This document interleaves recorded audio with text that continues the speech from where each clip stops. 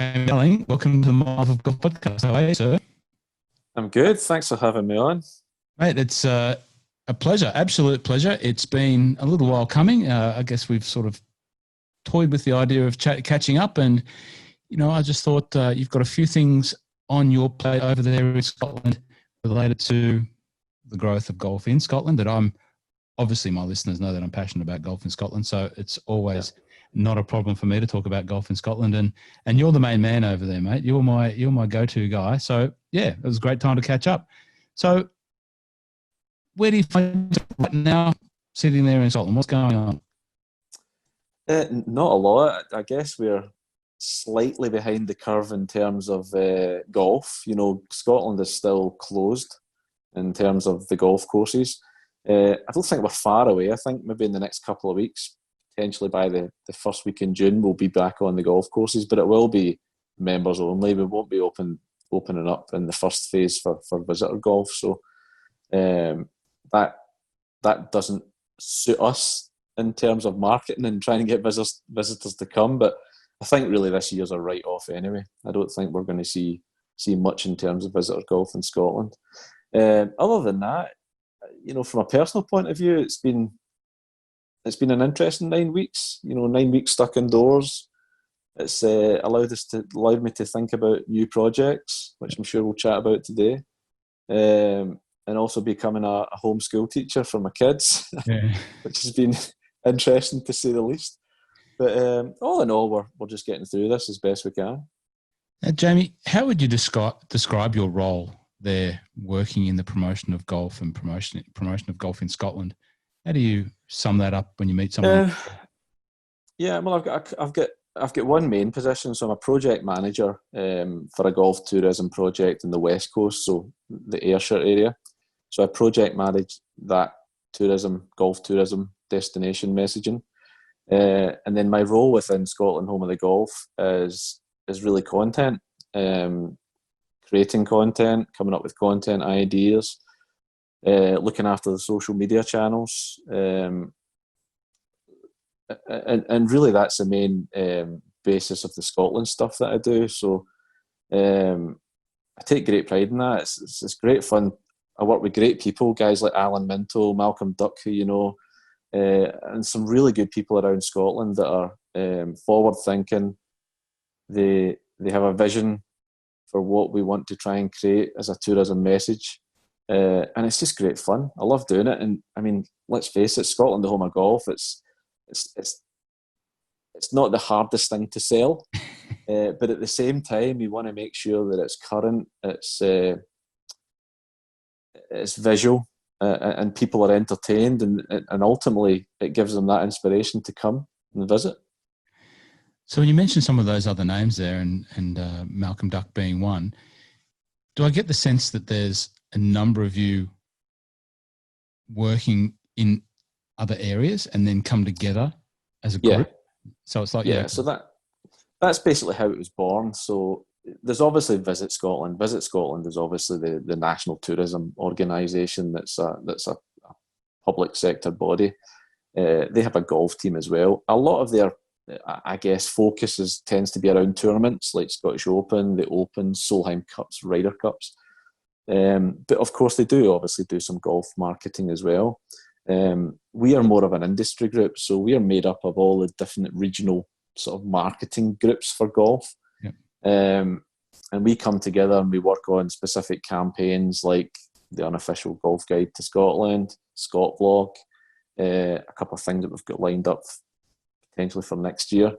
But over the past sort of 6 months to year, we've really felt that there's a bigger project here. That we can work more collectively together. We can come up with bigger, better ideas, and that's this 9 weeks of sitting in the house has given us an opportunity to really work on that. So we're in the midst of launching a really cool new modern website for Scotland for golf.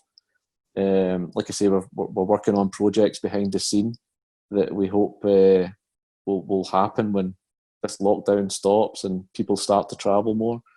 So it's been great, and it's not a bad job to have, Ross. I'll tell you, I get up every day and count my blessings that I've got such a great job to go to. And you started your life in the golf industry as a golf pro, yeah? Yeah, I did. Yeah, I after I finished school, I moved. I was originally from Ayrshire, from round about the Troon area, and I moved to Perth, not Perth, Australia, but Perth, Scotland, to Murray's Hall. Did my training there. Spent 7-8 years there. Fantastic years. Became qualified as a PGA pro. I was never going to be a player. I think when I turned pro, I was off 2 or 3, so I was okay. But I was never going to be a player. But of course, when you're 17, 18, you think you are. Got into the sort of golf shop side of things, and after my time at Murray's Hall, I had an opportunity to go abroad, and I moved to Iceland, and I spent 4 years in Iceland. Part of that remit was golf development, so it was trying to grow the game within the country. 4 of the best years probably in the professional side of the game that I had. It was fantastic. Came back from Iceland, did some teaching, was a director of golf. And when I was a director of golf, I probably started to get more into the marketing side of things and developing the business side of things. And I sort of took a real shine to it. I really enjoyed that part of it. And the tourism job came up. I thought, okay, it's something new, something interesting. The background I have sort of ticks a lot of boxes within it. Luckily got the job, and been doing it ever since, and it's been a fantastic learning curve. And it's probably now 20 years later from turning pro, I'm now back to being an amateur. I'm not a pro anymore. I'm glad I am, because I'm enjoying my golf more now. There's not as much pressure on that you put on yourself to try and produce these scores when you're really just trying to struggle around to break 80. And that's taken me to this point. Now, mate, you have another little project which is on a little bit of a hiatus at the moment, and that's your own podcast. So that's where I first came across you as a fellow podcaster, and I started listening. And it was before I had the Mile of Golf podcast, and I guess I'd credit you guys as one of the inspirations. But the Playing Out Sideways podcast. So podcast, you were one of Playing Out Sideways was, I guess it's almost like a hobby. If anything else, it's myself, Stevie Middleton, Dan Mann, golf pals, all with a huge passion for the game, and we would often find ourselves on a Sunday night texting each other back and forward about what's going on in the PGA Tour, and we just thought, instead of just doing all these text WhatsApp messages, let's just actually speak about it. So we ended up chatting. And then that developed into the idea of just creating a podcast. And at that time, podcasts were probably starting to grow. They're probably not as they are now. And it was really just brought out of love for the game. We just basically wanted to have some banter, poke fun at each other, have a laugh, and just have an hour of switching off from the world and chatting golf. And that's what we did. We've had a little of a break at the moment, simply because, Stevie's busy doing things, I'm busy doing things. There's no golf on the television to chat about. So we'll probably look to sort of ramp that up again when the golf season kicks off and we get some golf to watch on TV. I'm still reckoning that you guys could spend a good quality half an hour taking the, P15S out of each other and creating. Oh, absolutely. It's quite easy to do, yeah. We definitely need to sort of sit down and have a think about where we want to take it, because, it was brought out of just fun and enjoyment doing it. We're not in it for any commercial gains, really. Although Stevie, every single episode wants a shout out from Nike or Titleist or someone to send us free goods. I'm surprised you haven't sent anything. Not as yet. No, we keep trying, but it's fun. I love doing it. It's a way to switch off for an hour a week and just have a bit of banter with your friends. Yeah.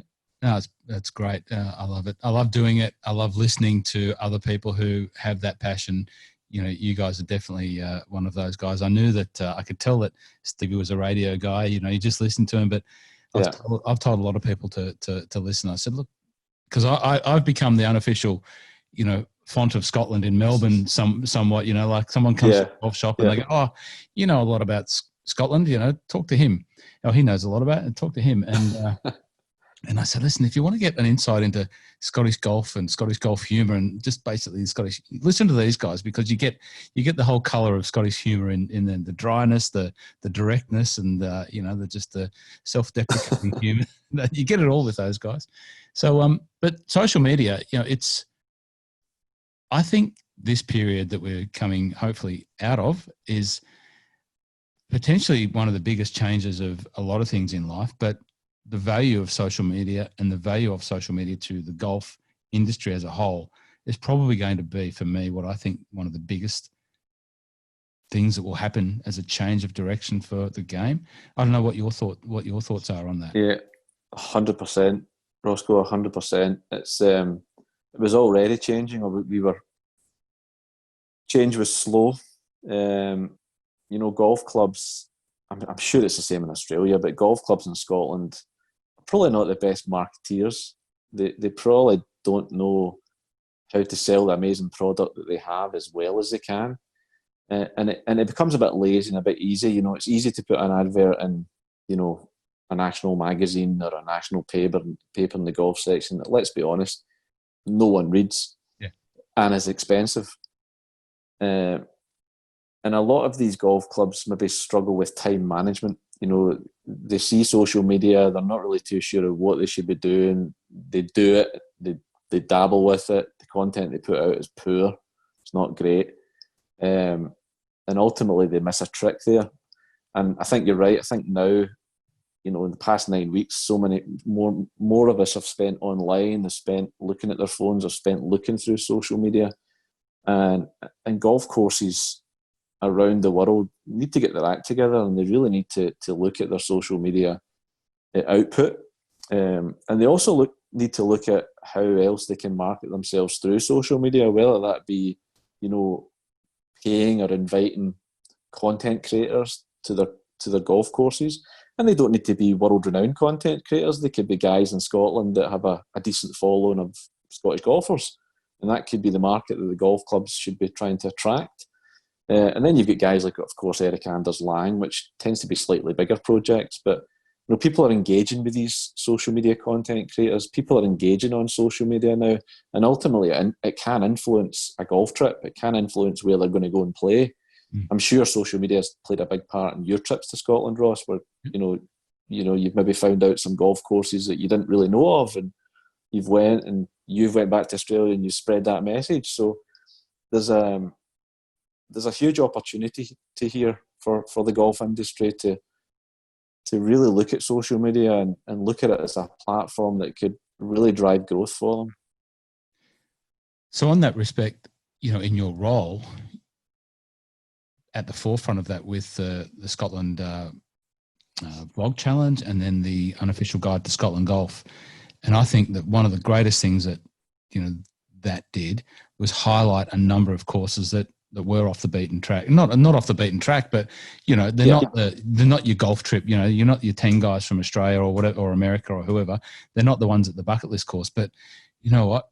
I spend most of my golf time in Scotland wanting to play courses like that. London Links and Crail, and I haven't been up to Merca or Montefieth, but I know I've been there, haven't played. Yeah. But places like that when I talk to people about those destinations, they'd never heard of them. Yes, absolutely. Starting to talk about that as a little bit more affordable, a little bit more easy to access, and no lesser product. So, was that part of the strategy when you conceived the idea with the Scotland Vlog and the Unofficial Guide to Scotland Challenge? Yeah, 100%. The big trophy golf courses are always going to be the big trophy golf courses. The minute they open up their diaries, like Sir Royal Troon, they're pretty much full. Within a month, the next year's full. Yeah. And that's understandable because people see these amazing golf courses through the Open, through Scottish Open. They see it on TV and they want to tick off that bucket list. That's never going to change. It probably is driving the price of the game up slightly. Yeah. Which that's another topic for another day. But you're still going to have these high-end, high-paying Americans, Australians, or whatever that want to go and tick those bucket list courses off. But what we are finding over the last few years, I guess through people like Eric Andersly and some other content creators, is that there's probably more golfers out there that are looking for an authentic experience. And that's not just in terms of playing golf. That's in terms of golf as a whole. You've got companies like Jones Sports, the single strap bags. You've got Seamus Golf that are making these authentic head covers. So there's a lot more authentic style golfers out there looking for this traditional type experience. And that definitely was one of our strategies in terms of content and how we're going to deliver that content. And like you say, going to places like Merkur Links, Shiskin, Prestwick St Nicholas, the other great golf course beside Old Prestwick, going up to the Highlands, looking at Nairn, looking at Barora, that probably 5 years ago weren't on people's lists, but they are now because they've seen it. They've seen potentially some of their idols online playing these golf courses, and the visual content that's come from that has fueled the fire for them to go and visit these places. And of course, it comes down to cost as well, Ross. If you get an opportunity to play a golf course for £70, and you've got another one at £240, and you're probably going to get the same experience, but you just are going to play the one that's not known. Yeah. You can still get that Scotland experience for not that much money. So talking about the unofficial guide to Scotland, take us back to when that was conceived. What was that process and project like? How did it start? Was it an idea that just said, right, this is how we, I'm really interested to know that from when you were sitting down going, this is what we're doing, how did that look? So probably about 2.5 years ago, all the regional golf groups around Scotland, apart from ourselves in the West, in Ayrshire, had a collective collaboration, basically called the East of Scotland Golf Alliance. So that was made up of Fife, East Lothian, Angus area around near Carnoustie, Aberdeen. So it was all that East Coast, and they were doing sort of projects together, whether it would be in going to golf shows abroad, having media over, hosting sort of tour operator familiarisation trips.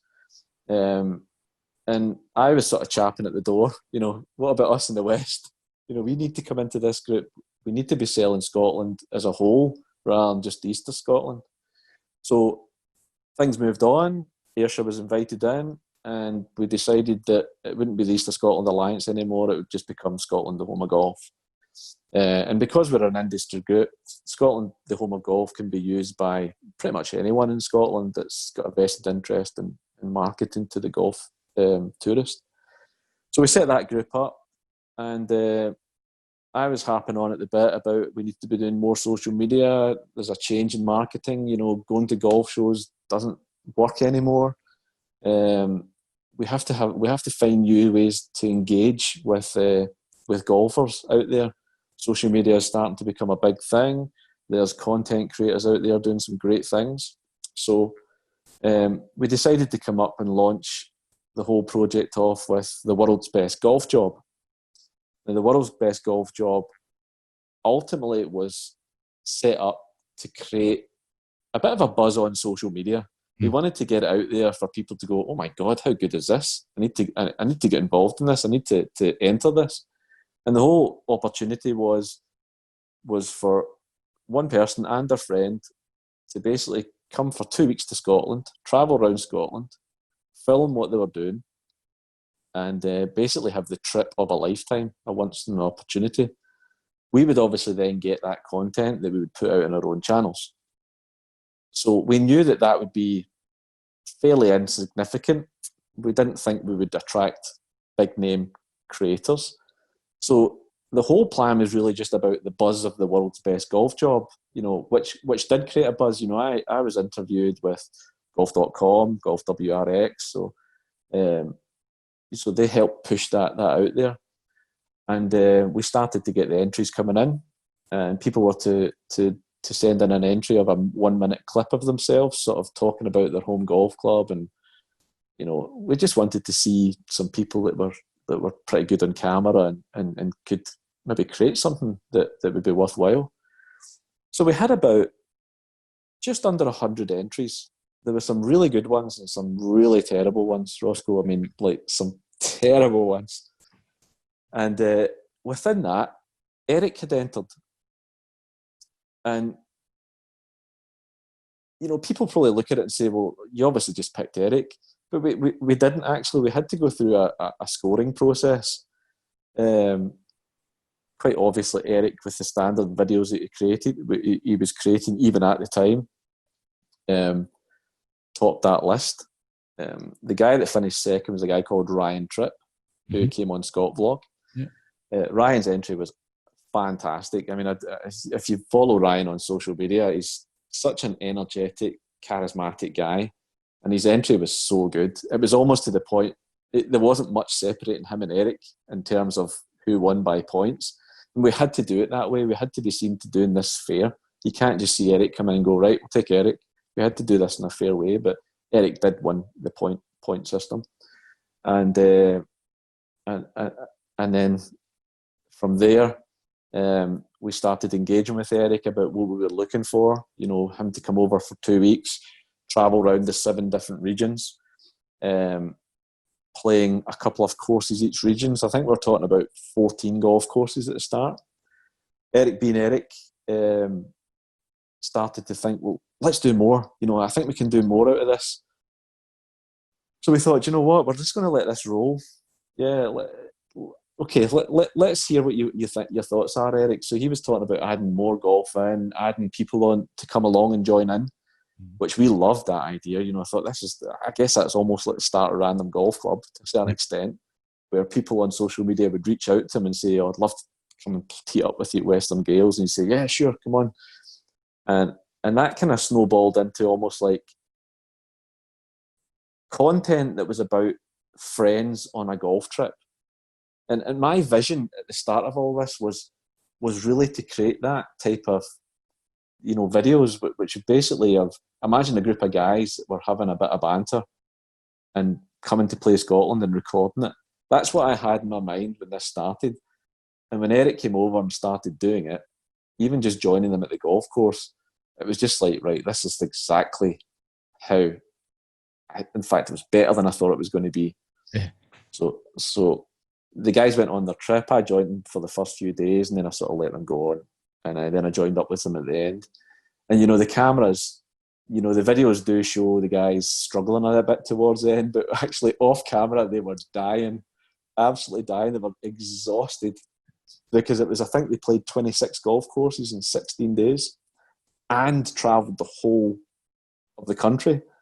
Quite an experience. So obviously those videos were released about 4 or 5 months later.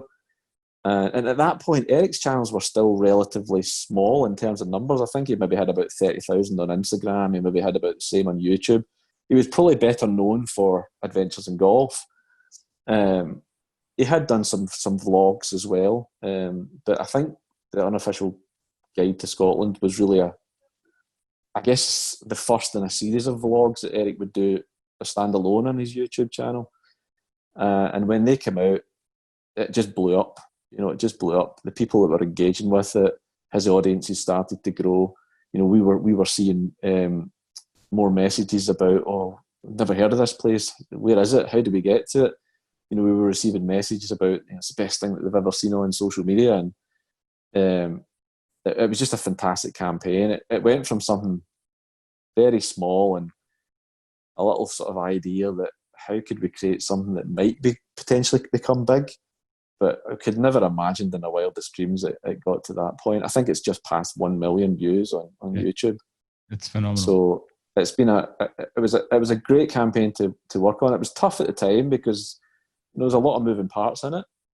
But well worth it at the end to see those numbers and ultimately for these lesser known golf courses to have more visitors coming through their doors. When you were trying to champion the cause of Scotland's best job, and then when you realised that you had someone that was very special and potentially able to create something far past what your vision may have been originally, did you and therefore obviously Eric said we want to do more courses, more time. Yep. I can only guess and imagine more investment. Did you ever have any pushback? Did we, with the other regions, was there any ever challenges going, hey, Jamie, whoa, hold on here? Or is there anything like that? Or? In all honesty, no, we didn't really. The other regional reps around Scotland were really engaged in it as well. I think by that point they were sold on the idea of, this is the way to go in terms of how we market. And, to have Eric's vision, and Eric's vision, his drive, and his character is he's very what's the word I'm looking for? Driven's probably not the right word to use. Well, he is driven, but he wants to get the very, very best out of what he's doing. Yeah. So his ideas were really important to us because ultimately that's what he does for a living. So his ideas were really important to us, and the fact that he wanted to get people to join him on the trip was in my opinion, probably what made the videos so special was the fact that he was engaging with locals. And obviously, the guys, Stu, Christian Hafer, Eric and Colt were basically documenting how they were going about their day-to-day business. But they were obviously getting up early in the morning to do B-rolls last thing at night. They were also hosting get-togethers with fans at bars and stuff like that. So they were really engaging with the Scottish people, which was fantastic. And then it went to the editing table, and Thomas Wrighton, who does all Eric's videos, who is an absolute genius. Yeah. When that first video was sent to me before it went on air, I was just blown away. At that point, I knew this is going to be huge. This is going to be huge. And when the video started to roll out, it was just, you couldn't wait for the next week. I don't know if you felt that way, but I could not wait till the next Tuesday till the next video came out. 100%. And I knew what was happening. And I've recently spoken with Stu, and we had good. Yeah. Stu and I could have chatted for hours, and I've become friends with Stu, not since the podcast, but since before then. But just the fact that when the St Andrews vlog came out, and I knew Stu, I met Jack, and just to watch it, and just to know for myself what that would mean to me, to have that experience with my dad, and it was just, I sent him a message at the time. I said, I'm Stu, I'm greeting.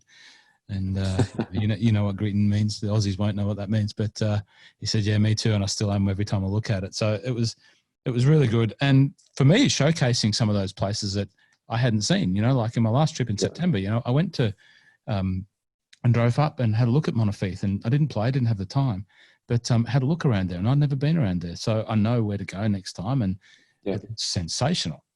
And that area is just unbelievable. So following on from that, then you had the vloggers challenge, the 2K19 vlog challenge. Was that just a natural way of keeping that momentum going? Yeah, I mean, I guess when something that successful comes out, and I have to give a shout out to all the guys, Eric and Stu and Colt and Christian and Matt Galloway as well that came on the trip.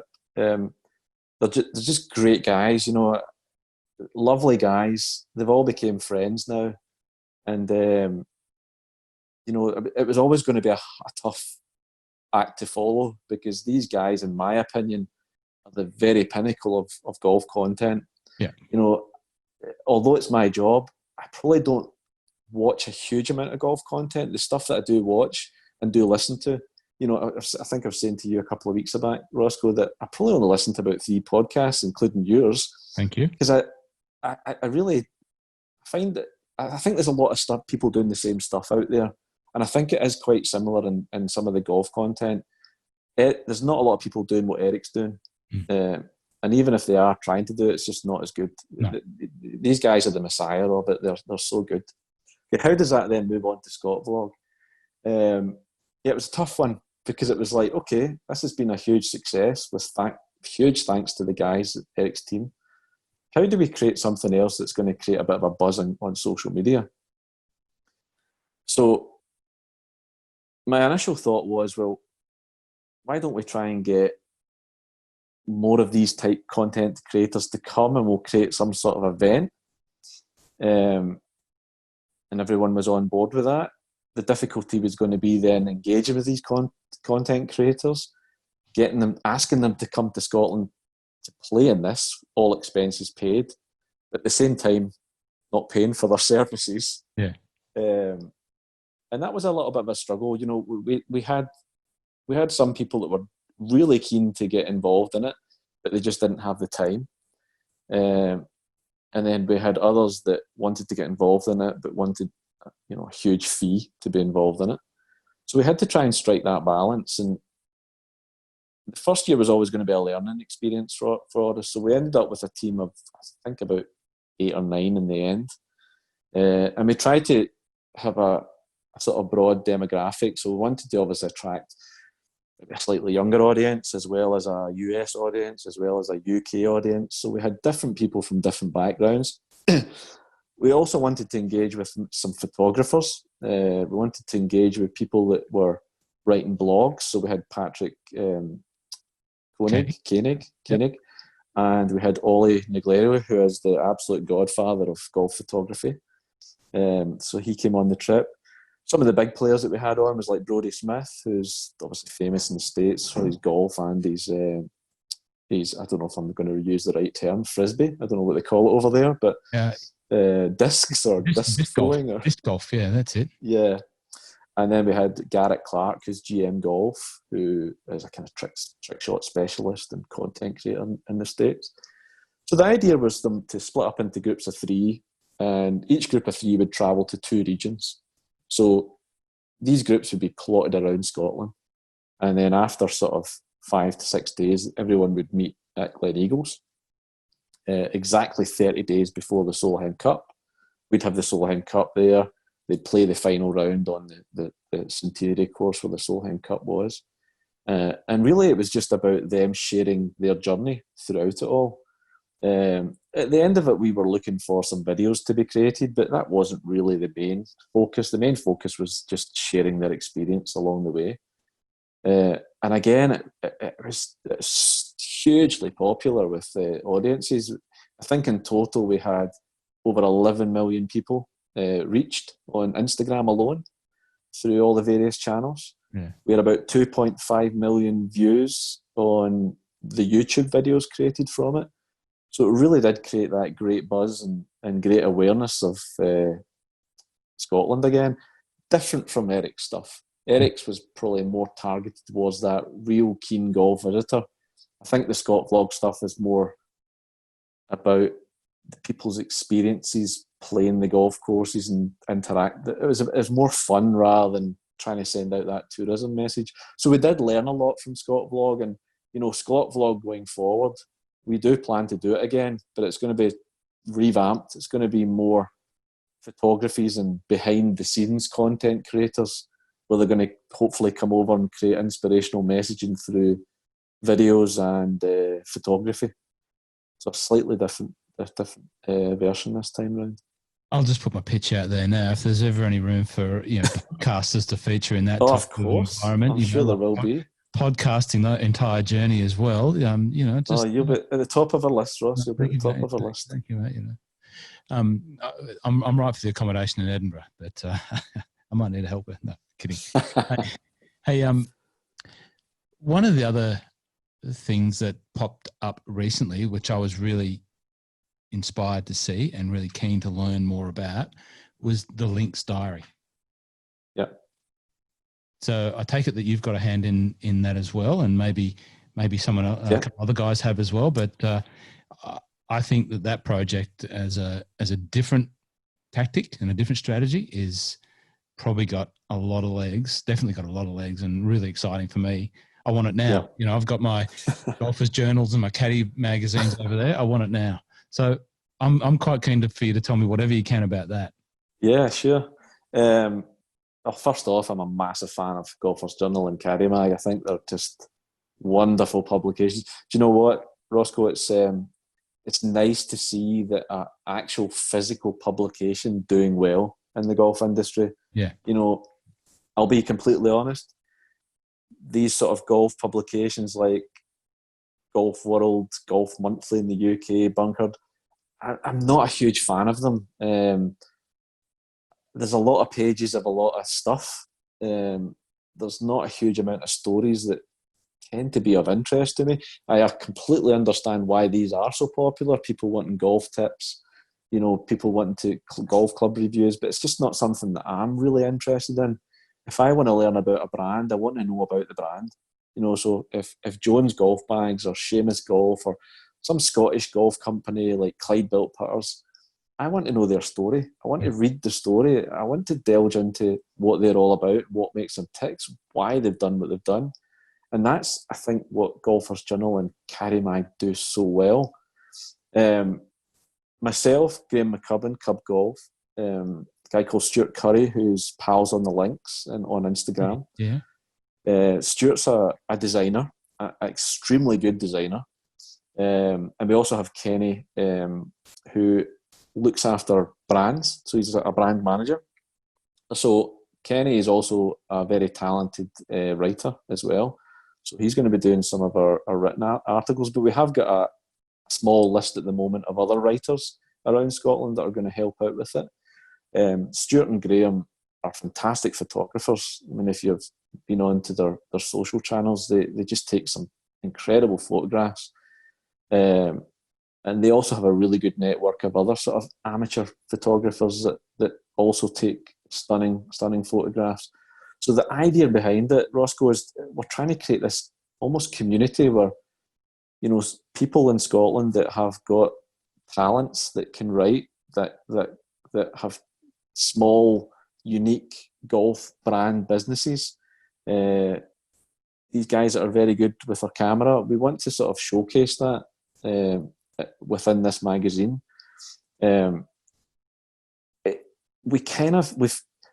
To be completely honest, we've set it up really as this just small project at the moment. We haven't really put a huge amount of detail into like a business plan at all. It's not how we envisaged it at the moment. We're really just wanting to have these like soft launches. You know, so for the first sort of 3 or 4 episodes, we'll be releasing it online for free. We'll be doing a small print run because we just want to know if it's something that Scotland wants and needs. And if we can just launch it slowly and build it organically, there may be scope to turn it more into a business as we go forward. But at the moment, we want to just make it available free online and do it, like I said, do a small print run that we'll send to the likes of yourself and some other guys that potentially might give us a little bit of a shout out. And maybe by episode 2 or episode 3, we might have scope then to potentially sell it. Yeah. But we've just not got to that point. We've not really thought about it that too much. We just want to create something that's going to grow organically and that other people can get involved with. That's the whole idea behind it. I saw a couple of my guys over here that I know commenting on Graham's posts talking about it, and you know, I know the appetite for it over here would be sensational. Yeah. Just, Scotland will always be that mystical place, that home of golf that everyone wants to journey towards and to and be part of, and it's a shame that it's so far away. But you know, I think globally, it's got some good potential, mate. I think it's a good thing. I mean, I think from my perspective as seeing it as a vision, you know, I do have a vision that longer term this could be something similar to like a Caddy Mag or Golfers. And I mean, to be honest, Roscoe, if we could be half as good as the guys, it would be, you know, a dream. But you know, there is scope to create something that's Scottish focused. You know, we're not going to talk about the rest of the world in this. It's going to predominantly be Scotland and unearthing, you know, unknown links, unearthing stories about caddies, stories about people that work in the industry. You know, we might have a couple of features about, you know, we'd obviously be delighted to have someone like yourself on at some point and do a feature about why what you do within the golf industry. So these types of stories that we think just opens up a little bit more for Scotland, you know, and people can see a little bit more about what makes Scotland tick. So that's really the concept behind it, and we're in the midst of putting it together at the moment. So the first edition, we've probably got about 8 separate stories that we're running with. We've reached out to some local small Scottish golf brands that we want to give them, I guess, free advertising. You know, we just want to put a page in about them and a little bit about their history, just to build up that community. So, and you know, if the first couple of issues are, you know, what people want to read and they're really enjoying it, you know, we might then look to see how we can grow it a little bit more and maybe take it up a step or two. What are some of those Scottish brands? So I'm familiar with Clyde-built putters. Yes, there's a good few of them. So there's Clyde-built putters, a young lad from Ayrshire that builds his own putters. He has some accessories. He has really cool little whiskey ball markers, and he does some other little cool, authentic Scottish things. Looks sensational. The putters look amazing. Oh, they're fantastic. And even I've got one of his ball markers, and it's just like a little whiskey with a bit of ice in it. It's fantastic. So he does all them hand built. You know, if you want your initials on it or whatever it may be. So, you know, we want, apart from social media, there's probably not another way for these guys to really get their messaging out there. And I'm not saying Links Diary will take off and suddenly become this thing where there's 1,000 people reading it, but who knows? Yeah. Ross, you just never know with these things. It just takes a few people to like what you're doing, sharing. You know how it works in social media. And suddenly, you know, eyes are on this, potentially on this magazine. And if we can help support some of those smaller businesses, you know, you've got guys like Links Golf Road who are based up in the Highlands. And they do, I guess, head covers similar to Seamus. You know, it's very tartan based, and they're based in Inverness. There's also Artisan Golf Company, again, do head covers. Their head covers are a little bit with a twist. It's like head covers with kilts in the bottom. So it's pretty cool and unique and fun. So there are brands out there that little startup, you know, and we see ourselves as a little startup. Yeah. So why not support these little startups and try and get their messaging out as well? So that's the idea behind the brand side of things. Mate, I love it. It sounds like a great initiative and a great way to support, you know, people just trying to support golf. You know, these guys have popped up because they love golf themselves. Everyone needs a hand now and then. Absolutely. Everyone is in the journey together. So I think it's a great project. I believe that there might be another project that you're involved in. So the one with the BB, the BB. Oh, yeah, sorry. How could I forget about that one? There's too many projects going on, Ross. Well, that's the problem. Is this like a great world exclusive? Have I got the world exclusive here? You know what? I'm glutton for punishment, aren't I? There's too many things going on. That's why I've got you here, mate. There's another little project that hopefully will start up fairly soon. So Stevie, who is my co-presenter / host on Playing Out Sideways, Stevie Middleton, is a very talented broadcaster as well as producer. He's also a fantastic DJ. So if anyone's into some old school house, Stevie Middleton is doing a little Facebook Live every Saturday night, which has been entertaining. Oh, is he? Stevie's very, very talented. And he used to also be a radio DJ. I'm sure that, you know, listeners to Playing Out Sideways would probably kind of, you know, see that when they're just listening to him. So Stevie works for the BBC and he produces a morning breakfast show. It's obviously the biggest breakfast show on Scottish radio. And we had been talking, and my wife also works for BBC, which is an added bonus. So we were talking about how little golf podcasts there are in the UK that are doing it more of a travel type feature. Yep. You know, you've obviously got guys like Rick Shields, Peter Finch, loads of others. Yeah. And the only other one that really has a sort of travel aspect to it is Rue McDonald, who does Scottish Golf Podcast, yep. which is one of my 3 podcasts that I go to. Rue is just absolutely fantastic, and what he does is you know, second to none. But his audience is, you know, majority of his audience is North America. Mm. So there is a little bit of a gap to sort of highlight these unknown golf courses and these adventures to the Scottish public. And obviously BBC Radio Scotland, that's their audience. Their audience is to the home nation, to Scotland. So we've been thinking about, we should really try and pitch for a podcast for the BBC, because there isn't a golf one. There used to be many, many years ago, but it was very similar to, I guess, what a lot of us are doing and talking about events and, you know, speaking to Scottish pros and these types of things. But there was never really anyone that would, you know, jump in a car and go around Scotland and highlight it as an adventure. So we got together, Stevie, we talked about it with my wife. We also talked about it with a few other people within the BBC, and they thought, great idea.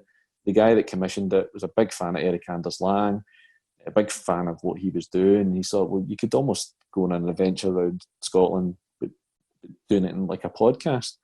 And that's where the idea came from. So we've been commissioned to do 8 episodes. And the places that we're visiting around Scotland are those relatively unknown golf courses. Golf courses that have got a backstory. You know, one of the golf courses we're visiting is Anstruther. You know, Anstruther has, in Fife, has the hardest par 3 in the world. Really? Or so they say. It's like 248 yards on the side of a cliff where you can't see the green. It's just incredible. So that gives us little stories to talk about. Yeah. And the idea behind that is to go and visit these places with that unique story. You know, maybe going up to the likes of Cruden Bay and go and have a pint in the Kilmarnock Arms, which is the hotel next door to Cruden Bay, and that's where Bram Stoker wrote Dracula. So there's all these little hidden stories within stories, and also sort of visiting some of the local spots like, you know, Anstruther Fish and Chip Shop, which is, you know, world famous. It's, if you go to Fife, you have to go there for a fish and chips. You know, Prestwick, go to Prestwick, you have to visit the Red Lion. It's where the Open was conceived, and the bar. So we're looking to sort of identify some of these old historic, you know, stories, as well as highlight something that's special that the club has.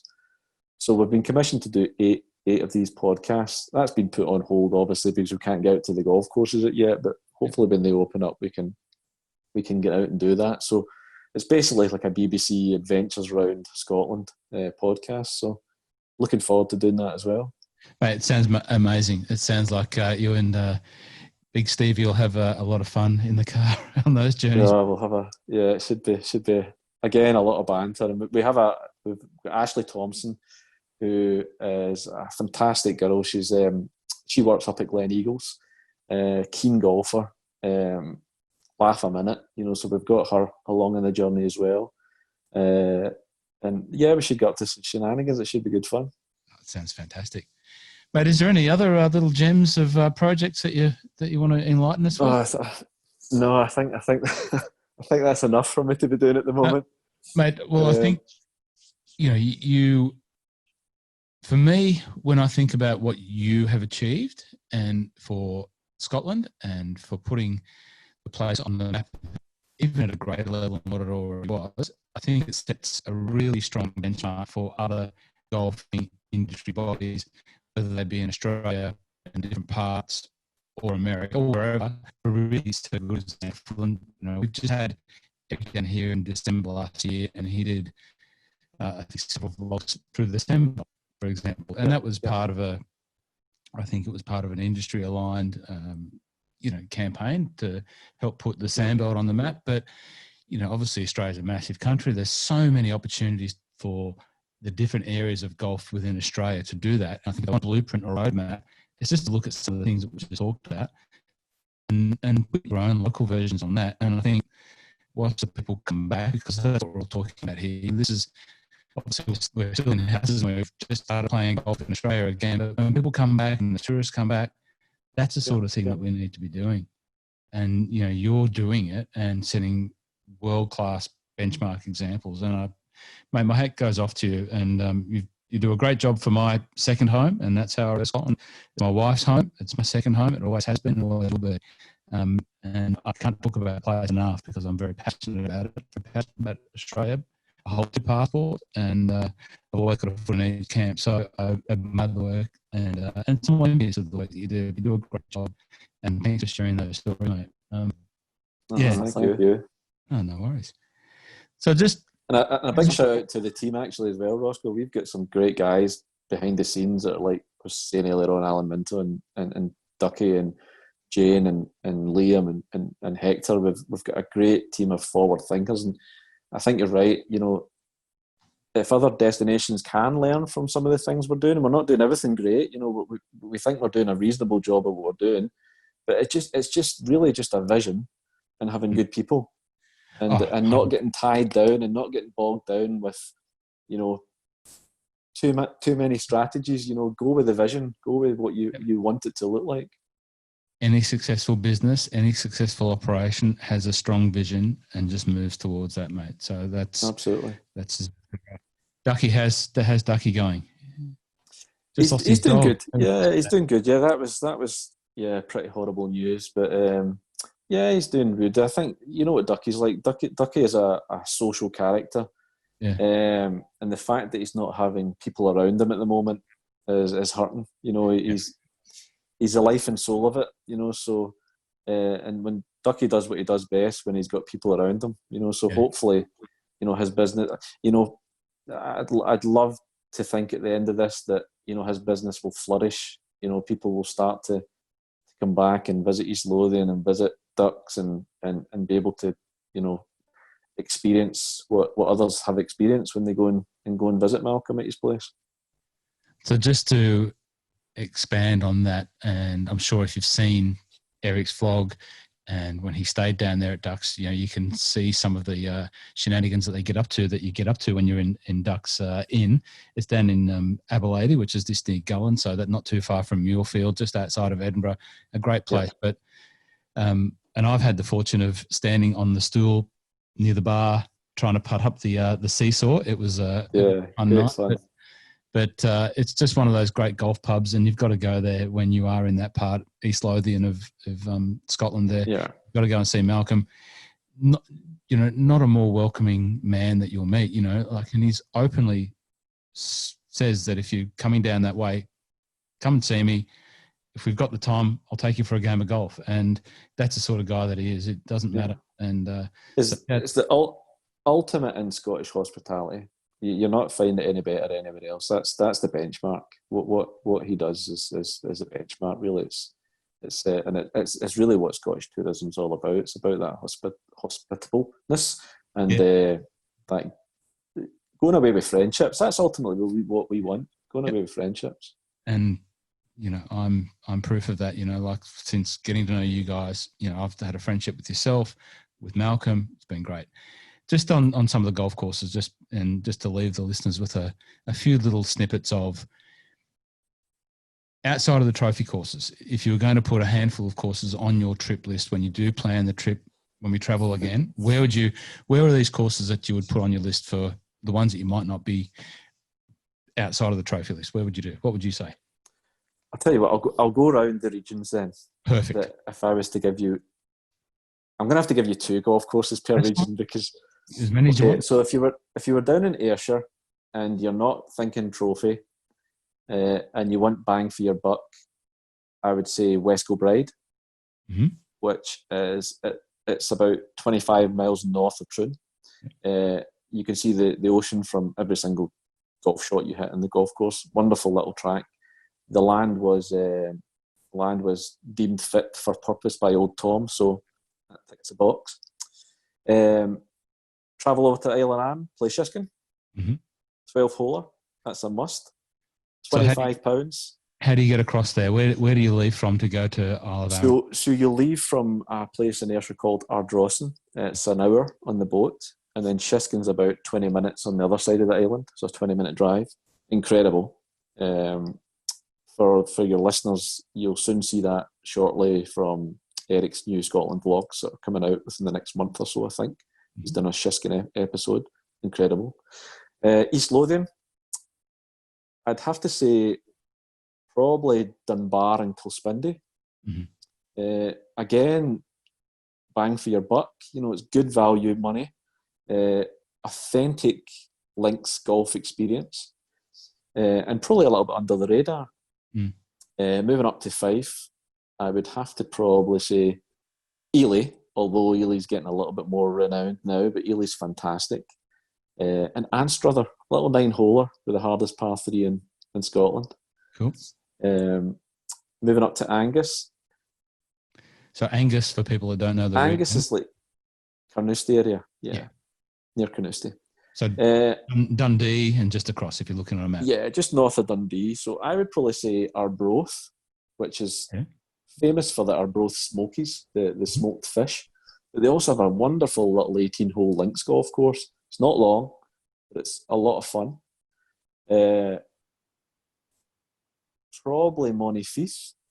Monifieth is another nice little links golf course that sort of starts and ends in town. Up to the Aberdeen area. Fraserburgh doesn't get enough recognition. Fraserburgh is an incredible links golf course with, if I remember rightly, the front nine or the back nine is just beautiful duneland.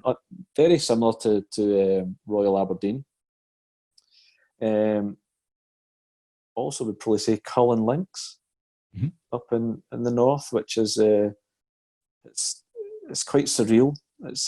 I guess it's almost like, I don't know if you've ever been to Arizona or Utah where you've got the big standing stones. It's a strange outlay of a golf course, but a wonderful. Up to the Highlands, Bora. You have to play Bora. Spiritual, incredible. Golspie is another one. Golspie or Durness. Durness is almost the very furthest North Links golf course on the mainland. And then coming down, Golspie's up there too. Golspie's closer to Brora. So Golspie's like north of Dornoch, and Durness is in the very, very tip of the mainland. And then if you're coming down the west, there's so many golf courses on those islands, but I had to pick one that probably no one's heard of, and it just gives you that authentic experience is Dunaverty. Dunaverty is very close to Machrihanish. A wonderful little golf course. No airs and graces. I think it's about £20 to play. Again, Eric did a vlog on that as well, so that'll be out fairly soon. Those would be my golf courses that probably don't get enough attention that should do around Scotland. Just give a shout out to Links Robbie on Instagram over there. He's the man over there. He's always at Dunaverty and Machrihanish, and he's the one that I talked to. He's tried to get me across there. Haven't been across there yet, but that's on the list for me. Dunaverty's special, very special. And that's it. We've done the loop. That's the loop of Scotland. Yeah, it's pretty much. I mean, I've cut out quite a lot of the. Yeah. I mean, we could go on for weeks and weeks here. Those sort of 12 golf courses are probably on the route map of what a normal golf visitor would come. They'd go to Fife, St Andrews area, they would go to Carnoustie area, they would go to Aberdeen area, they would go to Ayrshire area. Those are the golf courses that are probably in those areas that should get recognition, but obviously just don't because of their more prevalent and prominent neighbours. Yep. And what about your own golf, mate? Where are you having a whack at these days? You back at Dundonald? Or?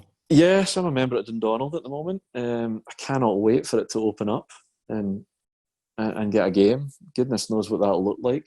I haven't actually touched the golf club in 9 weeks, although it's in the background there. It's just for effect. I can see that. So, yeah, I'm looking forward to getting out, and no doubt the first game back will be with Stevie. Yeah. So there'll be plenty of banter and plenty of money getting exchanged hands, no doubt, on skins. It's another area that I need to come back to. I actually did spend some time down your way in 2016 and had the privilege of playing Dundonald and Kilmarnock Barassi. Played those two courses. Great golf. Yeah, so the next time you're down, we'll get you. We'll have a game at Western. Western Gales is probably the jewel in the crown. in my opinion. Yeah, I got up, called up onto the train lines and had a look Yeah. over Oh, the it's Western Gales. incredible golf course. Yeah, no, Incredible. great part of the world. I really, mate, I appreciate you coming on and sharing those Oh, it's stories been with me. It's no problem. great insight. I always get a little bit of a tingle and the heart beats an extra beat when I talk about Scotland and the home of golf. And it's been awesome to chat to you, mate. I really do appreciate Yeah, it. you too. And we'll tee up soon. Jamie Darling, thanks again for joining us on the My Love of Golf podcast. If you've liked this episode, please leave us a review. Go over to iTunes. Where can we hit you up at, Jamie? Where can we find all the stuff that we need to find for you? I'll put it in the show notes, but just on closing, where do you want to put people to? Yeah, I mean, the latest project's at the Links Diary. Mm-hmm. And you can also find us on at Scotland Home of Golf on Instagram. Perfect, mate. Perfect, mate. Okay, mate. Thanks again. It's great. Thanks, Ross. Good to see you. All the best.